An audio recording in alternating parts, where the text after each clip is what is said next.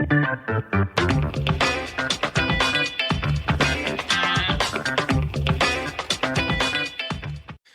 and welcome to another episode of the Real Estate Investing Club. I'm your host, Gabe Peterson, and this is the place investors go to gain actionable advice, learn about current market trends, and hear war stories from other professional investors out there in the field today. Before we get started, I have two quick housekeeping items for you. First, if you like this episode, we would very much appreciate a like, subscribe, and share. It is the best way to support the show and keep it running far into the future. Second, if you're a new investor looking to get started in real estate or an experienced investor looking to take your investing to the next level, I've created an ebook just for you that will cover how to find deals that are actually deals, how to finance those deals with little to no money down, and how to exit those deals for maximum value. On top of that, I throw in an insane amount of free bonuses that you'll have access to once you buy the ebook. All I charge is our admin costs to keep this show running. So if you're serious about real estate investing and want to create both active and passive income as an investor, head on over to the website at therealestateinvestingclub.com and click on the button that says get the ebook in the upper right-hand corner to grab yourself a copy. With that said, let's dive right in. Today we have a very special guest with us, ready to drop some investor knowledge on you. So buckle up, grab your pen and paper, and enjoy the ride. All right, we are back with another episode of the Real Estate Investing Club. Today we have with us Rocco Montana. Rocco has been a real estate broker since 2016. He has raised over $1 million to invest in his first year as an investor and now has done several flips, owns multiple commercial and residential properties, and manages a growing team of real estate agents in the Colorado Front Range area. Rocco, I am super stoked to have you on the podcast. How are you today? I'm good, Gabe. Thanks for having me. Absolutely. So we always start with stories on the Real Estate Investing Club. Why don't you take us back to the beginning? How did you get started down the path of real estate? Absolutely, man. I was hearing these ads on TV, radio, and I actually ended up, I was selling cars at the time, making great money, chained to a desk, eating garbage food, not around the most savory of characters. And I'm still friendly with some of those guys. It's just a different lifestyle. Yeah. And I heard about, I think it was Fortune Builders that I invested in. Okay. And, Thin Merrill, based out of San Diego. They're a great organization. I actually do recommend them. You got to put in the work. Of course, they do tend to highlight the more successful minority. Yep. That had typically had a specific set of circumstances that helped them get there. And that's going to be a little bit of the foundation of my story is, I'm selling cars and I invest in Fortune Builders. I convinced my wife to go to this free 2-hour night class. We paid $150 for a 2-day weekend and then spent oodles of money. I convinced my wife to liquidate her 401k at the time to invest in the top tier of Fortune Builders. Within 30 days of knowing what a wholesale deal was, I made $16,000 on a wholesale in about probably a total visiting the property. I actually looked up the Colorado contract. There was a standard form that I literally printed out and hand filled in the blanks. And the lady I bought the house from and wholesaled it to said, I had 2 other people offer on this house, and they were literally back of the napkin offers, and you actually showed a professional contract, so I'm going to go with you. And I was panicked.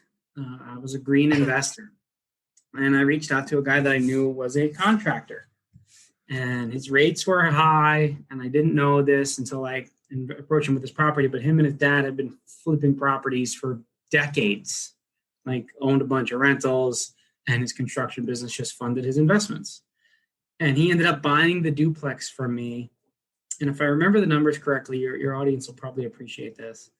I sold him the duplex. Again, I made $16,000. I don't remember the back and forth negotiation specifics. We'll call it $436 or something is what I ended up wholesaling it to. I got it for $420 or whatever. He sold it a year later, subdivided the individual units, broke the meter, 2 meters, water, electric, remodeled it, builder grade stuff. I think he sold each side for $5 and change or something absurd. a year later. And I was like, oh my God, I thought I did so well and I got screwed. And I didn't get screwed. Then I was a professional. I was a rookie, right? I was happy with my crumbs, and my wife, and we got some other successful business owners in other industries that are like, yeah, you just want some crumbs. And when you're near bigger deals, just some crumbs, stay humble and be grateful. So I quit my job selling cars and didn't get a deal for another year. Yep. Welcome to try to be a full-time real estate investor. That being said, I probably followed 50 or 60% of the process that Fortune Builders encouraged, put in probably 56% of the effort, and that's the results that I got.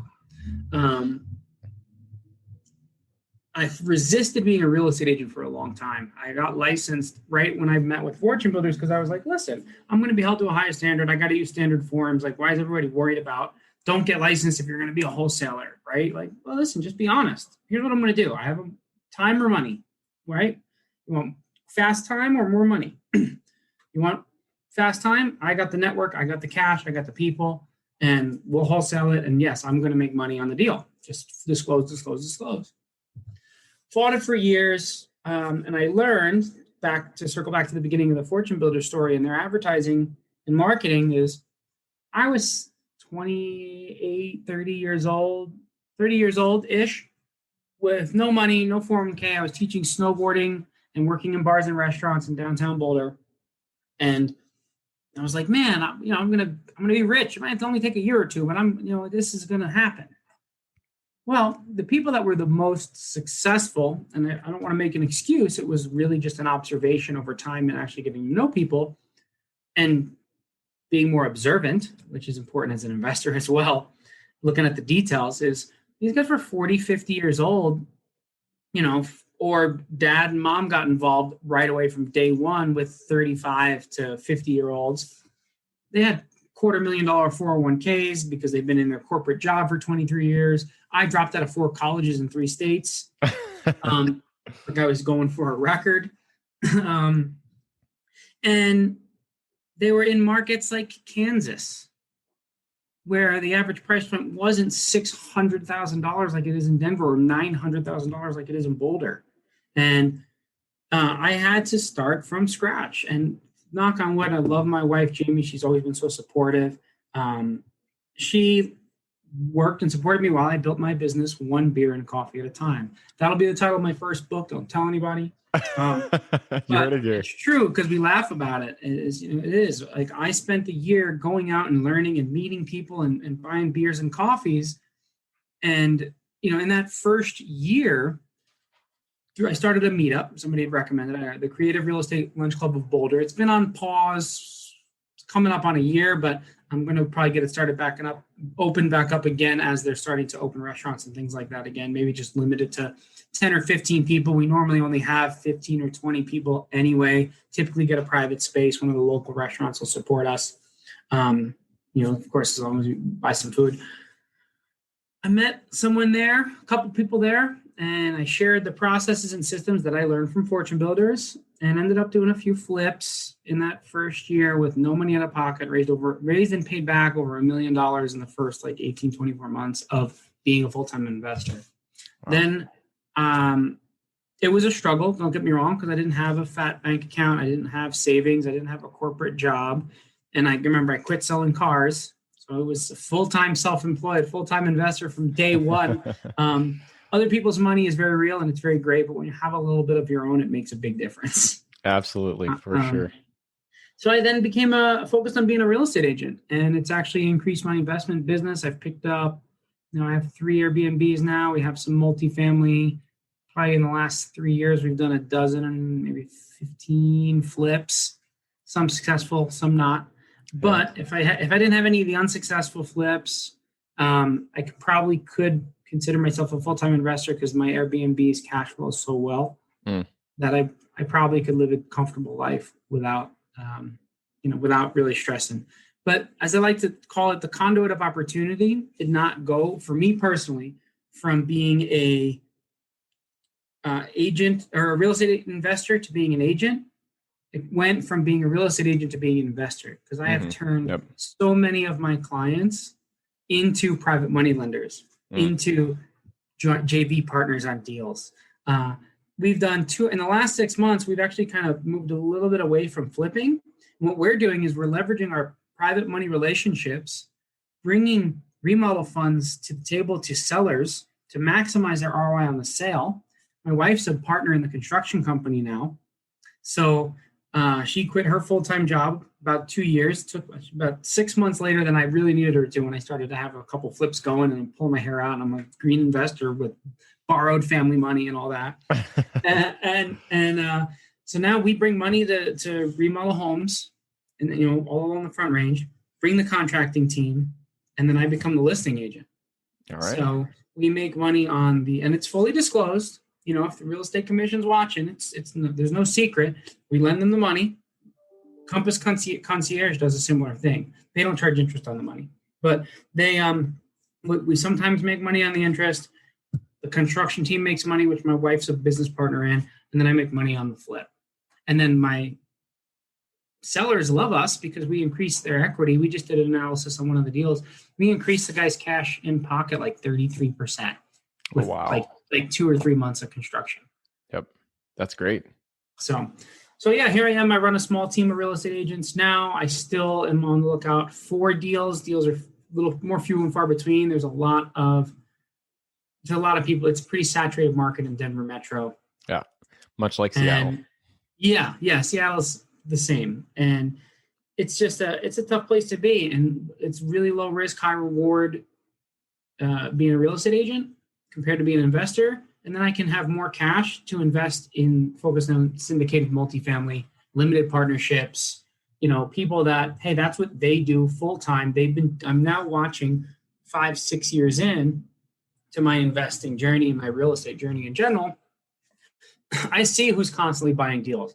And now I've managed to get into a couple of deals and to get into a couple of email lists that only go to the investors, even if I'm not in the deal, showing, hey, we are making money. Oh, hey, here's the hiccups we got. So I'm a big proponent of multifamily. In the very near future, I intend to syndicate my own multifamily as a general partner. Right now, I'm a limited partner in a couple of other deals. But yeah, as far as real estate investing goes, being this is the Real Estate Investing Club podcast, syndicated multifamily just seems to me, and my experience, has just been such a great way to go. Yep. And man, I love your story for a number of ways. One lesson that I kind of pulled out of this is that there really is no one way to do real estate. I mean, even your story shows it. You did wholesaling, you did flips, now you're an agent. So there's many different ways to do real estate. Not one of them is the best or the only way to go. So, if you're out there listening and you're trying a strategy that you don't like, try a different strategy. There are many ways to do real estate. You just have to pick the one that fits you, fits your personality, fits your risk profile. The other thing I loved about your story is, you did that first deal. That was awesome. You got a mentor. I love hearing that people, even if it's not the best mentor, it's always great just to start out with a little bit of education, a little bit of direction, so you do have somewhere to go. You have a path to follow. So you started that with Fortune Builders. You got that first 16,000 wholesale. I'm sure that felt fantastic. I know mine. My first wholesale was $5,000, and I felt like I was a millionaire. But then it took a year. It took you a year until your next deal, and that is not uncommon. Myself, when I was doing flips, I was doing wholesales in single family, and then I moved over to mobile home parks. It took, I think, about 8 months to get the first deal done. And that hiatus is real. And people listening, watching, if you're in that slump, if you, in that period where you feel like you're stuck, just keep going. Rocco's story shows it. My story shows it. Yeah. There will be a period of learning that maybe you won't have a lot of momentum, but if you just keep going down that path, you're going to make it. So I love your story, man. It's really good. It shows that you got a lot of perseverance. You're going to keep going forward until you find a path that fits you. So right now you're both focusing on your real estate business, your real estate agency, and then also your flips. How have you kind of balanced the two? Are you an individual agent, or are you a broker with agents under you? So I'm I run a team. My team is J-Rock Properties, Jamie and Rocco. That's J-Rock, brokered by EXP. So I just switched over to EXP back in January. I really enjoy it. I'm not going to, there's enough people beating the drum about all the cool stuff about EXP. Yeah. I've had so many EXP agents reach out to me and be like, man, this is the best ever. I'm like, all right, well, I'm not an agent yet, but when I do get there. It's it's a bit overwhelming. They could definitely be a little more unified in their message of recruiting, and they all talk about the rev share. Well, there's no revenue to share if nobody's focusing on being a real estate agent. So I'm just focused on being a real estate agent, making more money to invest in more multifamily. And I do like mobile home parks. I do love self storage. They're things that I don't have enough experience in right now.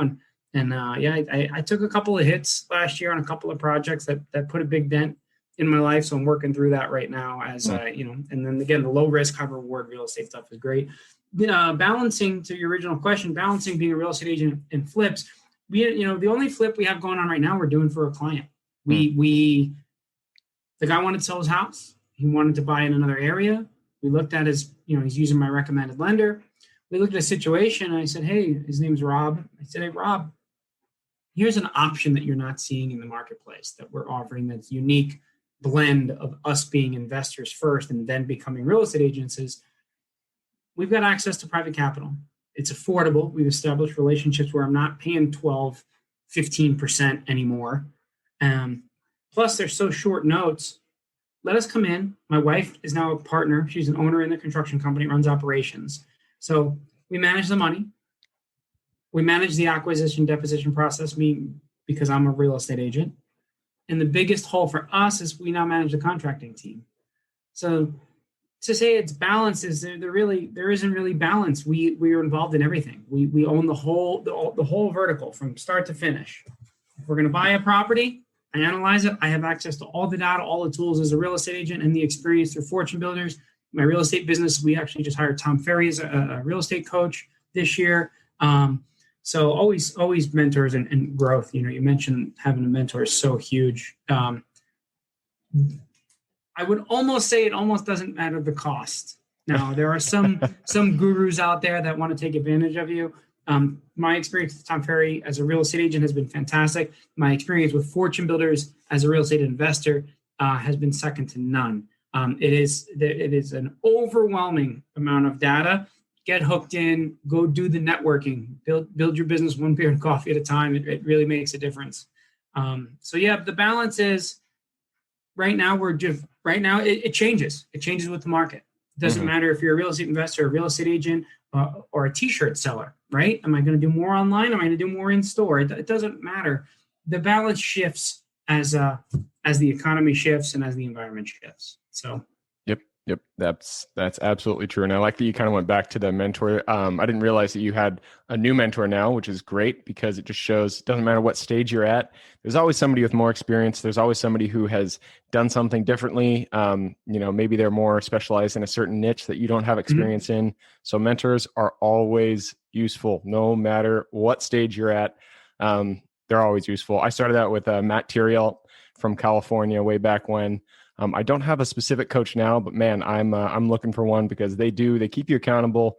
And if you're new to the space, or even if you're established, it's always good to have a mentor or a coach or whatever that is. So I like that you went back to that. Awesome. So, hey, man, we've pushed through the 20-minute mark. It always happens like this. Too fast. Not surprised. So I got to push us back into the quick question round. Are you ready to jump in? Do it. All right. Starts out with books. I'm a big bookie. So give me 2 book recommendations. One for real estate and one for general life wisdom.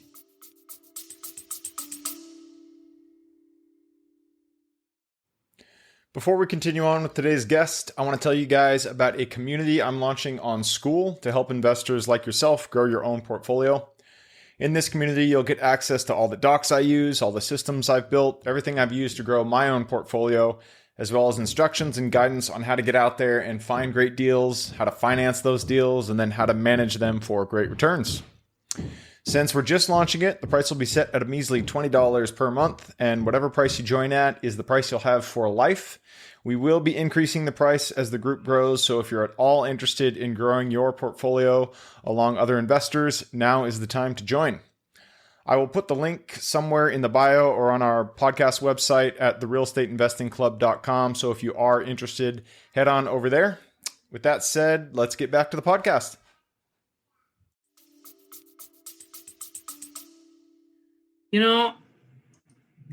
It's going to be, I'm going to answer the same question. I'm going to give you the same answer for real estate books that most people probably give you. Rich Dad, Poor Dad really set it in motion. Another one that's not as widely known, but if you follow Ken McElroy online or Robert Kiyosaki, the cash flow quadrant, most people just, it's so crucial to understand where you stand in that.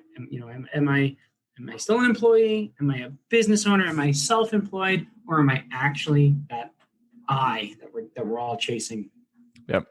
And then I am reading Change Your Brain, Change Your Life by Dr. Amen right now. All right. I read that. That's a good one. Did you read it? Yep. Yeah, I just got his new book. I literally just shut up. My wife's reading his new one. I'm not done with his last one. Again, ironically enough, he was a guest speaker at a recent Tom Ferry seminar. And I was just so enamored with what he shared that I bought Change Your Brain, Change Your Life. Fantastic general book on how to think, how you think, how your brain works, what it means to think, and how you can control your thoughts. I'm really excited to read his newest one once I finish this one. Yep, I love it. I've always said real estate. Well, first, I always say it's a relationship game, but second, it's 80% what goes on in your head, 20% everything else. So I like that you brought up Dr. Amen. He does have some pretty good books. So moving on though, next question. This goes into your habits. Habits are the foundation of your life. So if you could pinpoint one habit you feel has contributed the most to your overall health, well-being, happiness, and success, what would that habit be? That's a tough question in the sense of keeping it in the speed round. I'm going to say I started doing, I did Muay Thai for several years. Nice. I took a couple years off, gained a bunch of weight. Muay Thai is a martial art of 8 limbs, 2 fists, 2 elbows, 2 knees, 2 feet. It's kind of the foundation of a lot of the MMA fighters. But I started doing jiu-jitsu again. And I get up every morning at 6 a.m. and I am at the jiu-jitsu school at 6:30. And if I could say one habit that I have been focused on, at least in the last 6 to 12 months, that's changed my life, is getting up and getting to the gym at 6:30 in the morning. I don't like to pick stuff up and put it down. Some people can go to the gym and lift weights. I cannot. I like the group fitness, or I like to go climbing. I can mountain bike independently, but it's always good and smart to have somebody with you. But going to jiu-jitsu, some sort of group fitness, something, even if I just got on the freaking Peloton, getting up at 6 a.m. and getting my workout done and coffee with my wife by 8 a.m., changed the game for me in the last 6-12 months, especially through the pandemic. Once they started opening back up, it was so good to be doing it. Man, love it. Preaching to the choir here. I did jiu-jitsu for 5 years before COVID. I haven't gotten back into it. But man, I love, I lift weights right now just because COVID's happening. Yeah. And you're right. Picking up, putting down weights is fine. Getting exercise is super important, but there's something about just the physicality of martial arts, of fighting, that it just brings you into your body. It gets you grounded. So I love that you said that. Jiu-jitsu is one of my favorites too. So, but we're trying to be quick here. Quick, slow round. Moving on to the next question. This goes into your past. So if you can go to the Rocco, who had no clue about real estate, still working as as a ski bum out there in Colorado. Yeah. Go to him, look him in the eye, give him a shake of the hand, and give him one piece of advice moving forward. Start now. That's the fastest one. If I met me of 10 years ago or 15 years ago, early 20s, I would shake your hand and say, don't be afraid of commission only.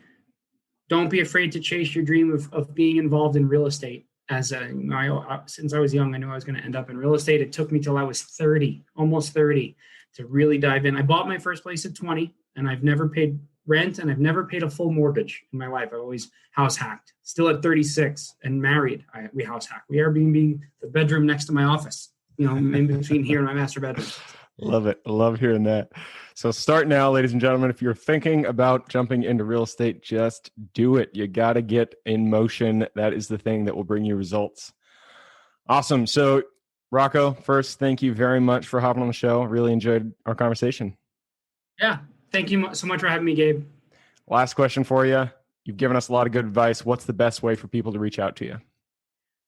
jrockproperties.com, JROC properties, plural.com is my website. I'm working on building out my YouTube. I do have a podcast in the works that I haven't launched yet.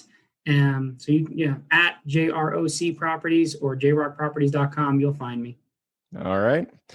Thank you again, Rocco, for everybody who's here with us today. Thank you guys for showing up. You are the reason that we do this, so we appreciate having you here. If you have any questions, reach out to us at realestateinvestingclub.com. Other than that, I hope you guys have an absolutely fantastic week. Keep rocking real estate, and I look forward to seeing you on the next episode. Thanks. Thank you for joining us for another episode of the Real Estate Investing Club. I hope you guys enjoyed the episode as much as I enjoyed putting it on, and we're able to pull some actionable advice that you can apply in your own investing today in the field. Before you go, we have a gift for you. If you're a new investor looking to get started or an established investor looking to take your investing to the next level, I've created an ebook just for you, available on our website. This ebook will cover how I was able to create both active and passive income in real estate with very little money to start with. In it, I will address the 3 most often cited obstacles new and veteran investors run into by showing you how to find deals that are actually deals, how to finance a deal with little to no money down, and how to exit those deals for maximum value. And if you get the ebook today, I am throwing in a bundle of bonuses, 7 of them to be exact. The first one will be the off-market lead generation blueprint, which will take you through the exact systems and processes we use to generate off-market leads like clockwork, which is the most important skill when it comes to creating wealth in real estate. The second bonus is the A to Z REI systems and vendors guide, which will allow you to peek under the hood of our business and see the exact tools, systems, and even the vendors we use to see the success that we do. And the third bonus is the top 100 best performing keywords pack, which will give you the exact keywords we use to target motivated sellers online using PPC ads. The fourth bonus is our contracts bundle for wholesaling and renting real estate, which will give you access to all the contracts we use in the field to execute all different types of transactions. After that is the Investors Quick Analysis Calculator and Offer Tool, which will allow you to quickly calculate whether a deal is an actual deal and will allow you to create an offer automatically from those calculations. This is a lot of bonuses that I said. I'm just going to keep going down the list. Number 6 is the Investors Daily Success Tracker, which is a tracker you can use to ensure you are taking the right actions day in and day out to reach your financial goals in real estate. And the last bonus is the Wholesalers Template for Quick Assignment Cash, which will give you the templates we use to present our wholesale deals professionally and efficiently to our buyers. Whew, that is a bundle. So it's a mouthful. You get all of those bonuses for free when you download the ebook. All we charge is the admin cost to run the show. So if you're interested in the ebook and the bonus bundle, head on over to the website at therealestateinvestingclub.com. Click on Get the Ebook Bundle at the top of the page to take advantage of that deal. And with that said, I hope you have a fantastic day, an even better week. Keep rocking real estate, and I look forward to seeing you on the next episode.